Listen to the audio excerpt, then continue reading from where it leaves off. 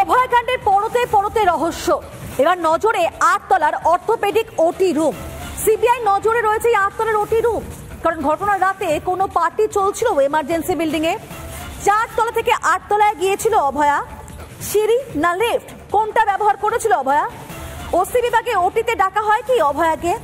লিফটে অভয়ার দেহ আনার কি সম্ভাবনা? দিনে 2 বার ব্যবহার করো স্টপেজ ক্রিম আর নিজেকে রাখো এভারগ্রিন কেয়াশেড আরোমা থেরাপি স্টপেজ ক্রিম, আর খুঁজে পাও নতুন আমিকে। অপরাধস্থল 8 তলার অর্থোপেডিক বিভাগের ওটি। 8 তলা থেকে 4 তলায় নিয়ে যাওয়া হয়েছিল কি দেহ? স্যালাইন ব্যবহার করে মোছা হয় কি পুরো ফ্লোর?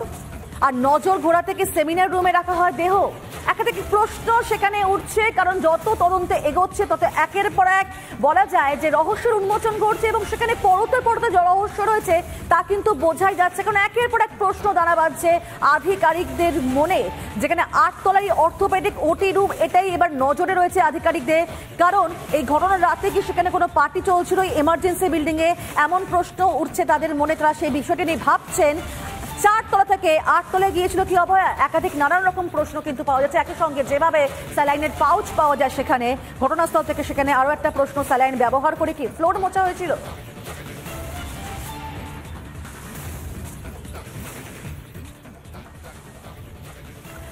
যেখানে এই অভয়কাণ্ডে পরতে পরতে রহস্যময় একই সঙ্গে একাধিক নামগুলো বেরিয়ে আসছে, সেখানে কিন্তু আরো বেকায়দা অভিক দে, কারণ এবার নকল মেডিকেল সার্টিফিকেট তৈরি করার অভিযোগ উঠলো এই অভিকের বিরুদ্ধে। আর এই অভিযোগ তুলে সিবিআই দ্বারস্থ হয়েছে বিজেপি।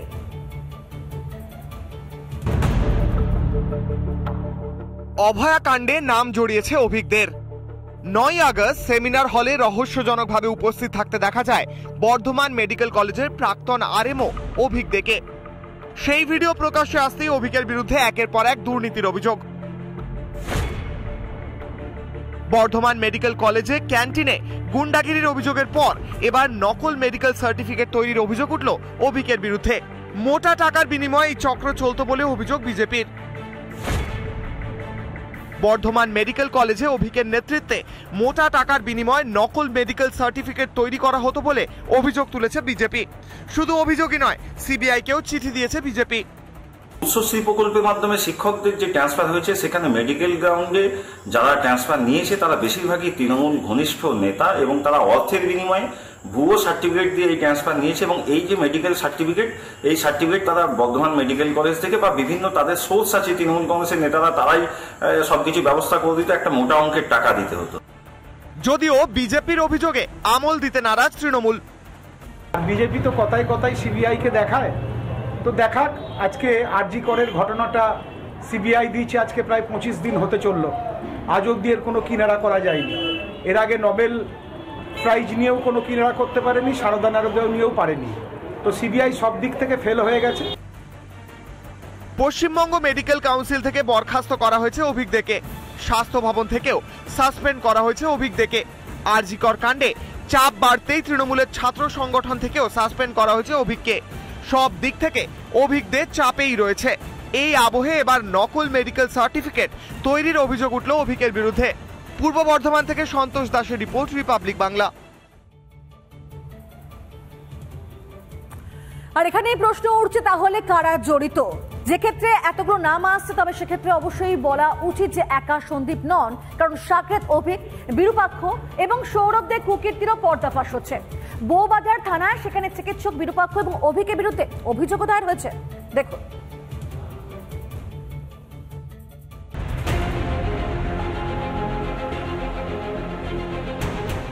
বিচারহীন 1 মাস। অভয়কাণ্ড চোখে আঙ্গুল দিয়ে দেখিয়ে দিয়েছে স্বাস্থ্যক্ষেত্রে ঘুঘুর বাসা। থ্রেড কালচার থেকে উত্তরবঙ্গ লবি, সর্বত্র সন্দীপ ঘনিষ্ঠদের দাদাগিরি।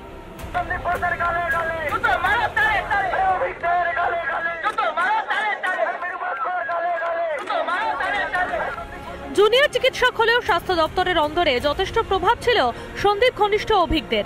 তৃণমূলের ব্যাচ পড়েও ছবি অভিকদের। বর্ধমান মেডিকেল কলেজ ক্যান্টিনে গুন্ডাগিরির অভিযোগের পর এবার জাল মেডিকেল সার্টিফিকেট তৈরির অভিযোগ অভিকের বিরুদ্ধে। অভিক দে একটি জুনিয়র চিকিৎসক, তার প্রত্যেকটা প্রত্যেকটা পদক্ষেপ আপনারা যদি লক্ষ্য করেন, প্রত্যেকটা পদক্ষেপের মধ্যে রহস্য এবং দুর্নীতি মোড়া রয়েছে। অভিজ্ঞে কিভাবে, এই যে আপনারা পোস্ট গ্রাজুয়েট ট্রেনিং বলছেন ফার্স্ট ইয়ারের, অভিজ্ঞে কিভাবে পোস্ট গ্রাজুয়েট ট্রেনিং হলো সেটা নিয়েই তো কেস হয়েছে। দুর্নীতির আখড়ার মূল কিংপিং হচ্ছে অভিজ্ঞে। সারা রাজ্যে সবকটা মেডিকেল কলেজ এবং আমাদের যে স্বাস্থ্য ব্যবস্থা, সেখানে যে সিন্ডিকেট রাজ চালাচ্ছে সন্দীপ ঘোষের স্যাঙাতরা, তার অন্যতম পান্ডা হচ্ছে এই অভিজ্ঞে। তবে একা অভিজ্ঞ নন, চিকিৎসক মহলে প্রভাব বিস্তার বিরূপাক্ষ বিশ্বাসেরও। ভাইরাল অডিও ঘিরে চর্চায় উঠে আসে এই বিরূপাক্ষ বিশ্বাসের নাম। প্রভাব এতটাই ছিল যে বদলি নির্দেশিকা আসার পরেও বর্ধমান মেডিকেলেই ঘাঁটি গেড়ে বসেছিলেন বিরূপাক্ষ। সেখানে প্যাথোলজিস্ট হিসেবে কর্মরত ছিলেন তিনি। পরীক্ষার প্রশ্ন ফাঁস, নম্বর বাড়িয়ে পাশ করানোর অভিযোগ তার বিরুদ্ধে। বেছে বেছে পড়ুয়াদের ইচ্ছে করে ফেল করানো হতো বলেও সূত্রের খবর।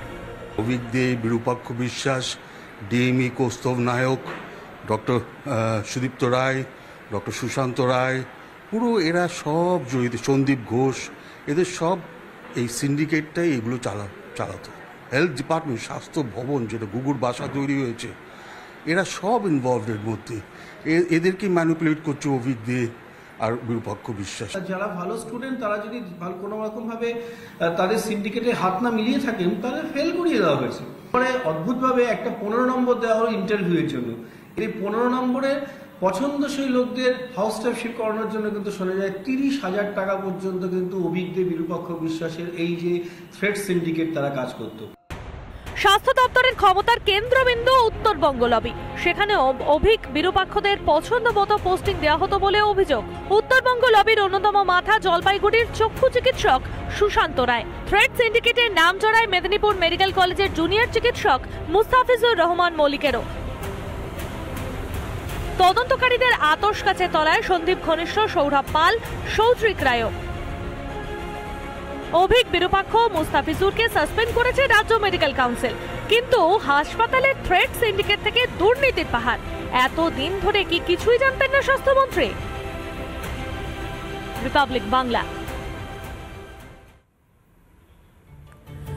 আরজিকর কাণ্ডের দুর্নীতির বহর দেখে কোথাও কি চমকে যাচ্ছেন ইডির দুধে গোয়েন্দারাও? কারণ প্রসূন চ্যাটার্জিকে জিজ্ঞাসাবাদ করে কিভাবে হাসপাতালের টাকা নয়ছয় করা হয়েছে সেই তথ্য পেয়েছেন তদন্তকারী আধিকারিকরা। তো অন্যদিকে আবার প্রত্যেকটা দিনই বলা যায় দীর্ঘ হচ্ছে সন্দীপ ঘোষের কুকীর্তির তালিকা।